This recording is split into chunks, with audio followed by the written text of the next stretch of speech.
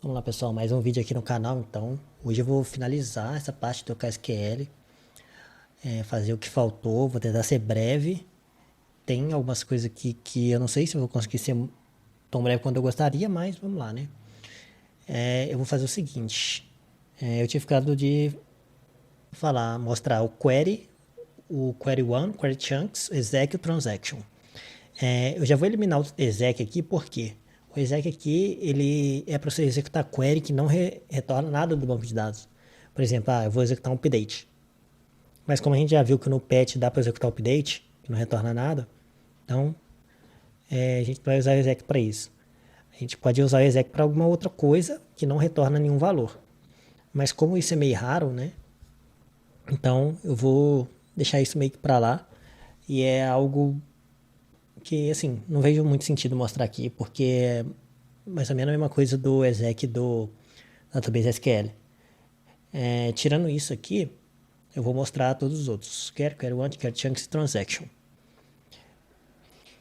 Bom, então eu tive que fazer essas 4 rotas aqui, mas na real vou fazer o seguinte, ó. Eu vou adicionar a rota do get authors, que eu vou trazer todos os autores, e para isso eu adicionei vários registros no banco que já deixei pré-adicionado. Adicionei mais de 1 milhão de autores.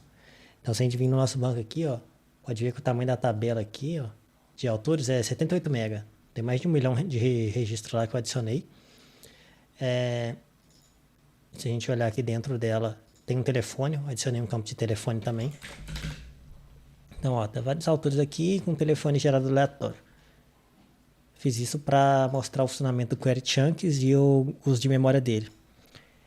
Então, o Get Authors Author ID vai ser para trazer um autor só, dado o ID. Então, aqui eu mostro o funcionamento do Query. Query 1, né, na real. E aí vai ficar faltando o transaction e o query. O query eu vou mostrar a mesma query de get authors, tanto usando query quanto query chunk para mostrar a diferença de uso de memória dos dois. E aí a transaction eu vou criar uma rota que não está aqui. Eu vou substituir, na verdade. Eu vou fazer o seguinte, ó. Eu vou substituir aqui, ó. Ao invés de eu fazer um get por vídeos aqui, que vai ser a mesma coisa dos outros, o get do vídeo, eu vou fazer um post aqui que eu vou adicionar um autor e os vídeos dele ao mesmo tempo. Que vai ser tipo post author with videos. Que aí eu vou adicionar, eu vou passar um autor, eu vou passar vários vídeos, e aí eu vou usar isso para mostrar o comportamento da transaction. Onde eu vou fazer vários inserts dentro da mesma transaction, porque caso algum falhar, o KSQL vai fazer o rollback automaticamente para a gente. Então, eu vou fazer essas 3 rotas aqui, e isso vai ser o suficiente para mostrar o restante das coisas que eu tenho que mostrar. Então, vamos lá, vamos começar. Vou voltar para o código aqui. Bom, então vamos começar. O primeiro passo aqui vai ser criar a rota para pegar um autor só, mostrando o query one. No meu controle eu vou ter o getAuthor. Uma coisa que eu tenho que fazer aqui, na verdade, é adicionar o telefone aqui do autor, que eu adicionei lá no banco, mas não adicionei aqui na minha struct, né? Na struct de autor. Beleza. E agora eu vou adicionar no método getAuthor no meu controller aqui.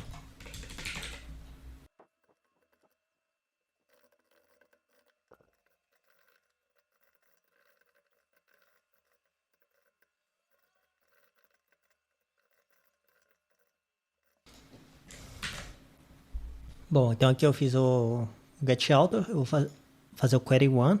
Aí no query one eu passo a query aqui, ó, from authors, eu posso omitir o select, colocar só from authors, o id igual o ID que eu recebi pelo parâmetro, pelo pfparam.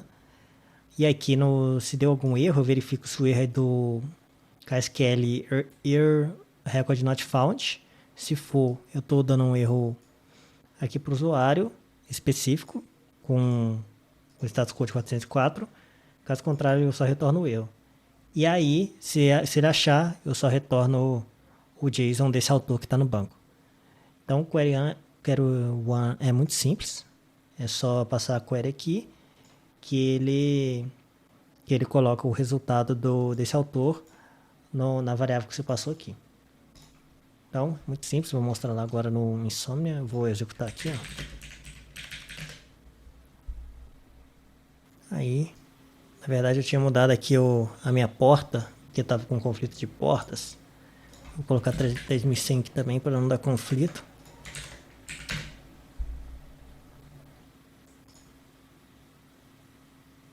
Ó, passei get authors, o ID 2, eu retorno ao autor 2.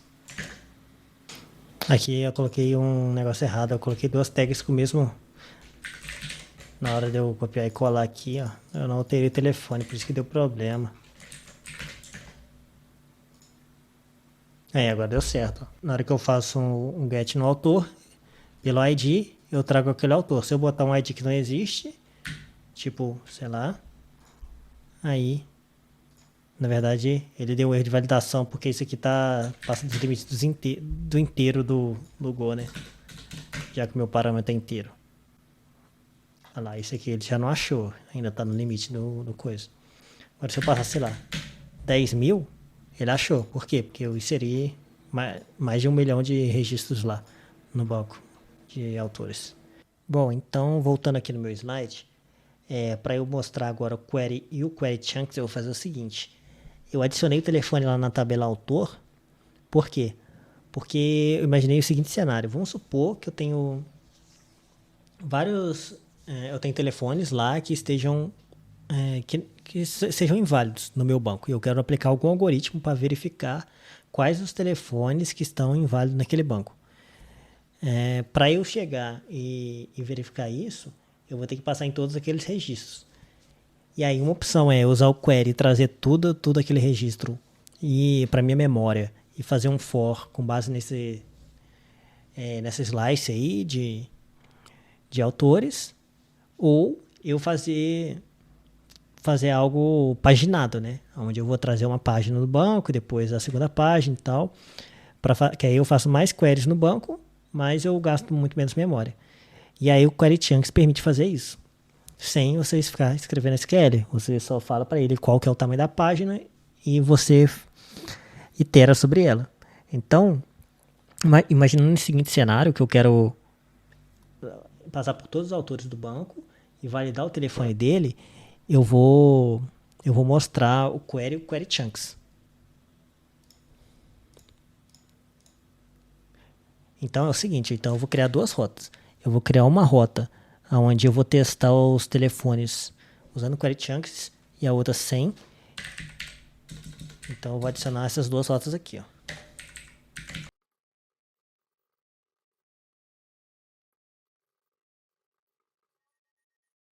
Bom, então eu criei duas rotas aqui, ó. A primeira eu vou usar o Query Chunks e a outra eu vou usar só o Query. Então agora eu vou lá no meu controle, vou criar essas duas funções e mostrar como faz cada uma delas. Primeiro eu vou comentar isso aqui do sem chunks. Na verdade eu vou fazer o sem chunks primeiro. Então eu vou fazer essa função aqui primeiro lá no meu controller.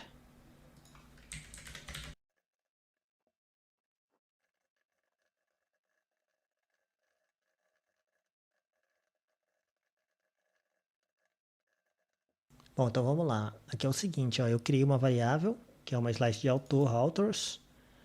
E aí com essa variável aqui, eu usei o query, o método query, e passei o endereço de memória dessa variável, onde ele vai trazer tudo para a memória. Tudo que está lá no banco, os meus 1 milhão e tanto de autores que eu tenho no banco, vai vir para essa memória aqui.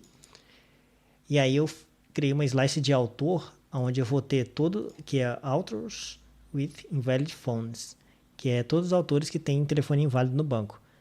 E aí eu considerei tudo que tem no banco, toda string de telefone que tem no banco, que é diferente, que o tamanho dela é diferente de 11, é um telefone inválido. Só uma validação de exemplo aqui, né? Que não valida nada, no fim das contas. Então, como todos os telefones que eu adicionei do banco aleatório tá com tamanho 11, só um lá que eu coloquei errado, vai trazer só ele.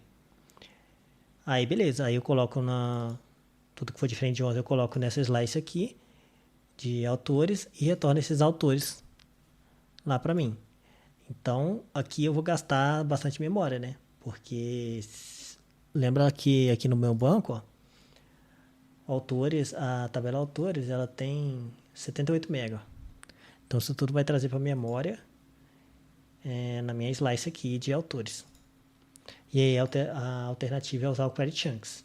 Eu vou fazer aqui agora com o Query Chunks, mostrar o código e depois a gente vai... na verdade, eu vou fazer o seguinte já. Aqui já vou mostrar quanto de memória isso aqui está gastando. Uma opção é basicamente, dentro do código do Go, eu usar a lib lá, a lib built-in chamada runtime, que eu consigo ler as estatísticas de memória e ver o quanto de memória que está alocada. Não é tão preciso, né? Mas assim, é o suficiente para a gente conseguir ver aqui a quantidade de memória absurda que vai gastar em relação aos query chunks. Então, para isso eu vou criar uma função aqui que ela vai imprimir o estado atual da memória e eu vou chamar ela no início e no final dessa função aqui.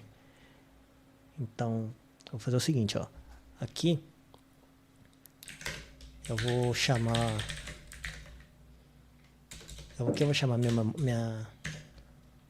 minha função print memory usage. E aqui no final eu vou chamar também, antes dela retornar.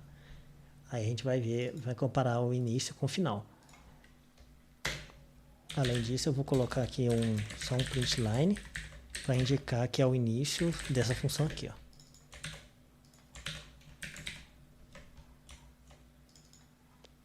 Sem chunks, vou colocar só assim.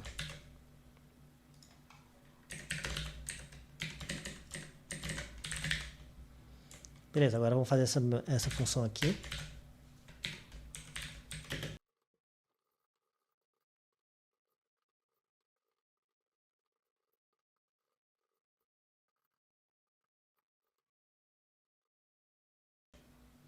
Bom, então eu vou fazer o seguinte aqui, olha só, essa função aqui que vai printar o uso de memória, ela cria uma variável do main status do pacote runtime, que é built-in, é nativo, né?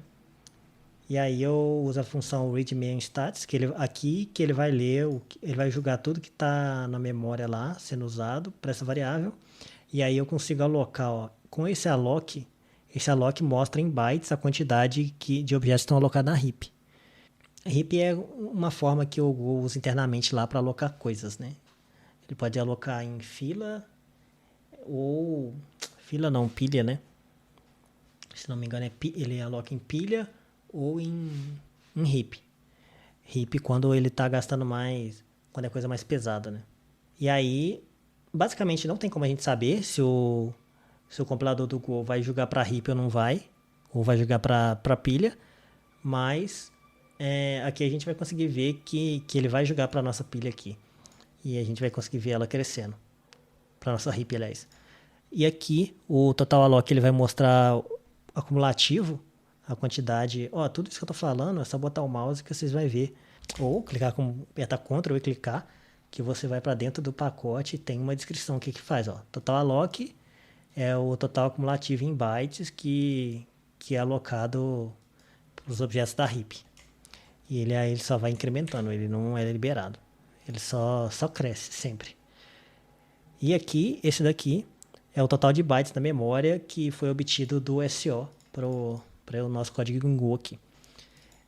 Então, basicamente isso. Agora, basicamente fazer o outro... Rodar isso, né? Primeiro vamos rodar isso para comparar o uso de memória no início e no final aqui. Bom, aquele lá é sem o chunks.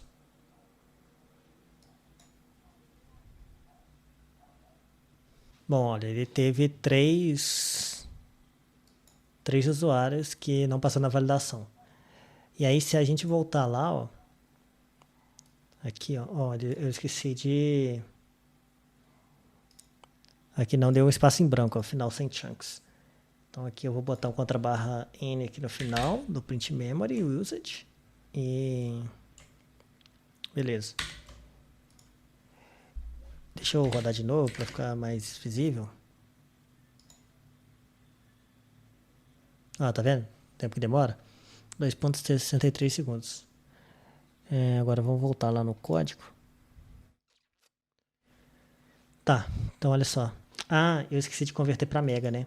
É porque isso aqui tá em bytes. Eu tenho que dividir por 1024 duas vezes para transformar em mega, né? Como tá em bytes, ó, dividir por 1024 vai dar kbytes, dividido por 1024 de novo vai para megabytes.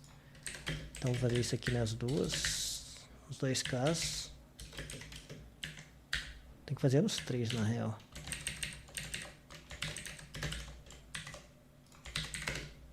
E vamos lá pela terceira vez.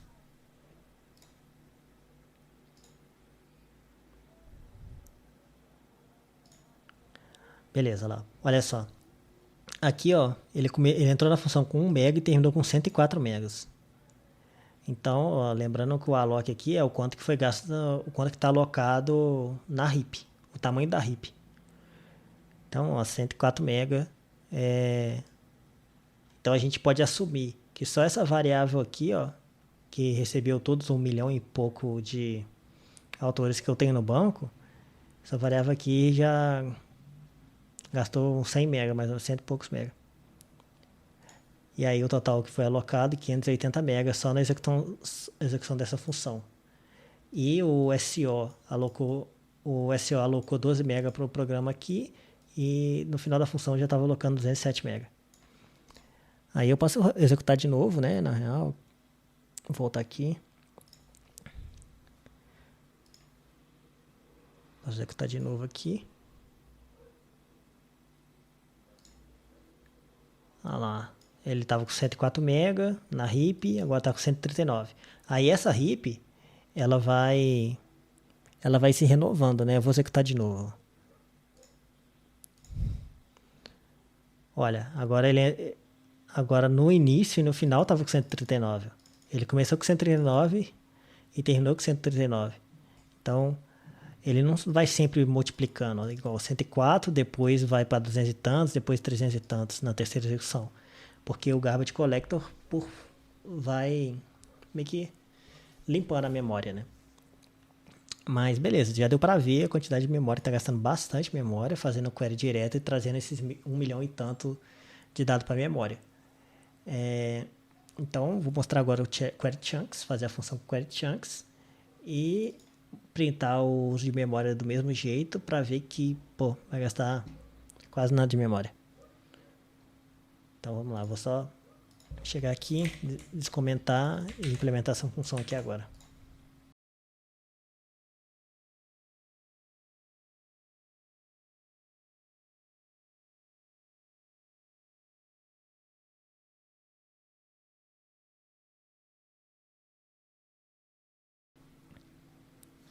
Bom, vamos lá. Então aqui, olha só.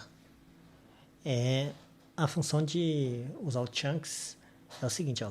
Aqui, ó, eu criei uma slice, mesma coisa lá de cima. E o query chunks, ele recebe o contexto e aí ele recebe esse chunk parser, KSQL chunk parser, onde eu passo a query, que eu passei a mesma query from authors aqui. Aqui parâmetro, como a query não tem nenhum parâmetro aqui que eu tenho que passar, eu só passei uma lista de interface vazia mesmo. E aqui eu falo qual que é o chunk size. Então, qual que vai ser o tamanho da página que ele vai trazer no banco. Aqui ele vai trazer de 100 em 100 do banco. E aí, for each chunk é uma função onde essa função vai ser executada para cada chunk que trazer do banco. Então, aqui, quando eu tenho aqui authors, que é uma lista de autor, eu vou pegar esses 100 autores do banco e jogar nessa variável authors. E aí eu posso iterar sobre todos esses autores e verificar se tem algum telefone inválido lá. Aí, como isso aqui vai ser executado até em todos os chunks que tiver do banco, ou seja, todos os registros, 1 milhão e pouco de vezes, eu joguei essa variável aqui, eu declarei ela fora da minha função aqui do callback e só foi acumulando os registros lá e aqui embaixo eu só retorno. E aí, se eu chegar aqui agora e ver o uso de memória no início e no final dessa função, deixa eu só fechar aqui e executar de novo, né? Salvar aqui meu arquivo. E agora eu vou fazer a mesma coisa, só que agora executando essa função aqui, ó, com chunks. Ela trouxe o resultado é o mesmo. Só que, ó, agora a gente vem aqui, ó. Olha só a quantidade de memória que tá, o tamanho da heap, né? O tamanho da heap é 1 mega. E no final 1 mega também. Enquanto que antes, olha, ela saiu de 1 mega e foi para 104 mega, porque ele trouxe tudo na memória. Então agora, como o chunk é de tamanho 100, só 100 autores a cada vez na memória e ele vai reaproveitando essa memória, e não gasta quase nada. E se for ver aqui, ó, o tamanho que o SO alocou, 18, aqui foi para 200. E aí isso aqui vai variar de acordo com o chunk, vamos supor. Vou colocar que agora eu quero 100 mil. O tamanho do chunk é 100 mil. Então se eu cancelar aqui, salvar e executar de novo, aí eu venho aqui, executar, mesmo resultado, só que agora, olha só, a heap cresceu de 1 para 14 MB. E o tamanho que você alocou. Então, assim, é um trade-off, né? É um trade-off de você gasta mais memória para fazer menos consultas no banco, ou você faz mais consultas no banco e gasta menos memória. E o meu resultado é o mesmo. Então, basicamente é esse o uso do Query Chunk. E assim, no fim das contas, esse tipo de coisa tem que ser utilizado mesmo. Até porque geralmente a gente roda isso usa Go para desempenho em microserviços e tal, e o consumo de memória geralmente do container que é executado no Kubernetes da vida o consumo de memória é limitado, né? Então, dependendo do seu tamanho do banco, você traz tudo para memória, você estoura rapidinho esse tamanho de memória que o container pode utilizar. Então, esse tipo de coisa aqui é essencial para trabalhar quando está trabalhando com muitos dados. Quando não está trabalhando com muitos dados, o query pode ser usado tranquilamente, né? Não precisa fazer isso não. E aí, o interessante isso daqui, você nem preocupou com nada em questão de banco para fazer essa paginação, trazer as páginas e tal.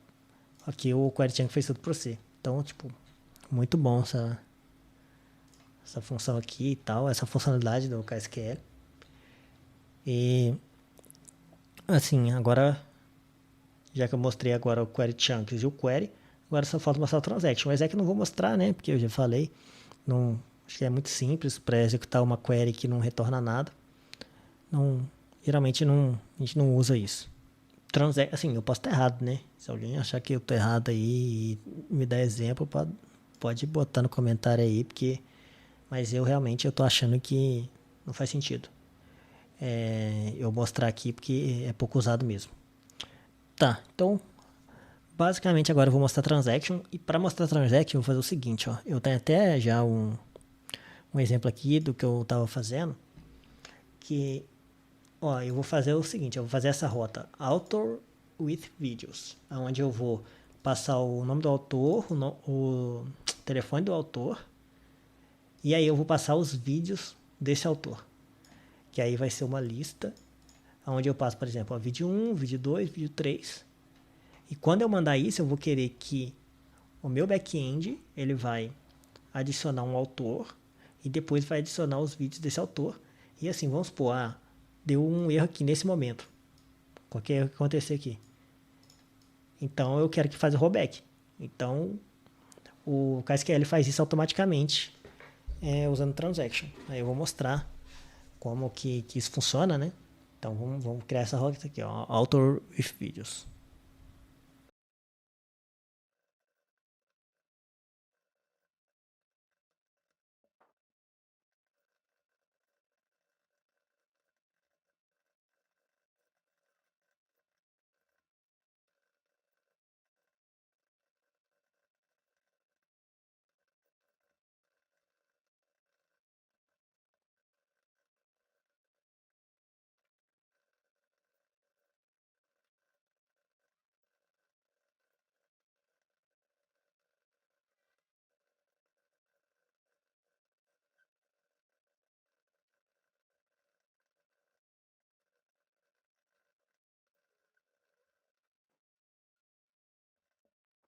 Bom, então aqui é o seguinte, ó. A função de inserir autor com os vídeos, o primeiro passo é eu criar uma struct que vai receber o body da minha requisição, que o body da minha requisição é isso daqui, ó. Então eu tenho que receber uma struct que eu tenho essa chave author name, phone, os vídeos e a slice, né, e o array de vídeos, que é ó, name, phone e o vídeo, que é uma slice dessa struct aqui, ó, que tem o title, description, like e a quantidade de views. Então eu criei esse input aqui e o output vai ser a resposta. E aí com isso eu faço o body parser do Fiber para essa input. E aí o transaction é o seguinte, ó. db.transaction, eu passo o contexto e eu passo um callback, que é uma função que tem como primeiro argumento da função o db, que é tipo ksql.provider. E aí aqui dentro da transaction eu tenho acesso às questões do KSQL, as funções dele. O primeiro passo é eu pegar as informações do autor aqui, ó, que veio o nome e o telefone, e criar o autor, que é o que eu faço aqui, ó. Eu criei o autor com o que veio do meu input e mandei inserir com o KSQL. Se deu algum erro, já cancela aqui. Se não deu erro, eu já pego as informações do meu autor junto com o ID, que o KSQL colocou aqui na minha auto.id, e coloco no meu output já. E aí eu vou fazer um for em todos os vídeos que tiver ali, criar um vídeo e inserir ele no banco. Aí vamos supor que deu algum erro aqui na hora de inserir o segundo vídeo. O que vai acontecer? Ele vai retornar um erro aqui. Qualquer erro que é retornado aqui, por exemplo, se entrar aqui e retornar um erro, ele já vai retornar um erro para essa função de callback aqui. E aí essa função de callback, se ela retorna erro, ela automaticamente faz um rollback. Então, vamos supor, entrou aqui no último elemento, então já tinha adicionado 10 vídeos e um autor. No 11º vídeo deu pau. Aí o KSQL vai executar o rollback e deletar todos os vídeos que vai ser adicionado, mais o autor. E é isso. E aí se ele chegar no final aqui e retornar nil, não deu erro nenhum, e aí o KSQL vai fazer o commit dessa transaction e vai efetuar de fato as alterações, inserir os registros no banco, né? E aqui por fim eu simplesmente retorno tudo, retorno o resultado lá. Então agora para eu testar eu posso simplesmente vir aqui, ó, deixa eu fechar e abrir aqui. Tá, aí eu posso executar aqui, ó. Deixa eu ir no meu banco e deletar. Vou deletar todos os meus vídeos do banco, eu acho, para ficar mais fácil ver. Aqui é um teste que eu estava fazendo do código.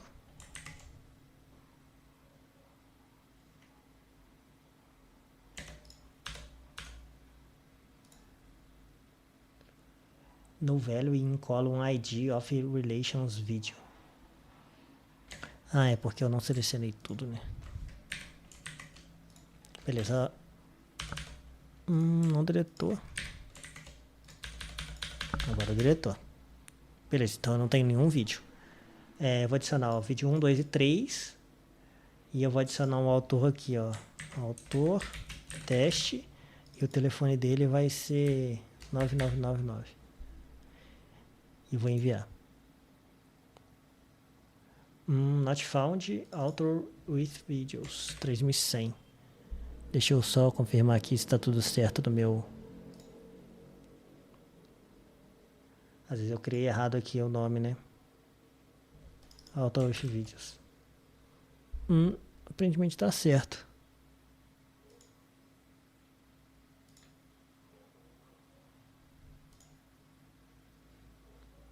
Estranho.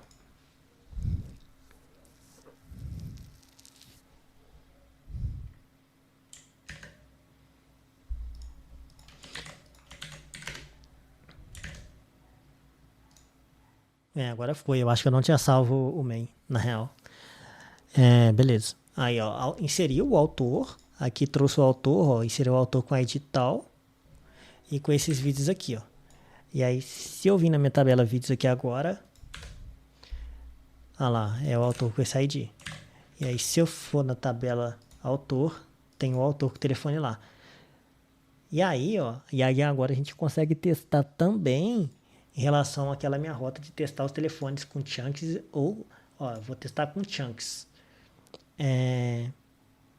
Como a minha validação é só do tamanho, o tamanho tem que ser igual a 11, ó, isso aqui não tem 11, tem só 5, ele trouxe aqui também. Assim, mostrando que até o chunk está executando todos os registros do banco. Não é só um chunk, vamos dizer assim. Tá funcionando 100%. Enfim, é isso. Acho que eu já passei em tudo que eu tinha que passar. Só conferir aqui. Basicamente isso. Então, finalizo o vídeo por aqui.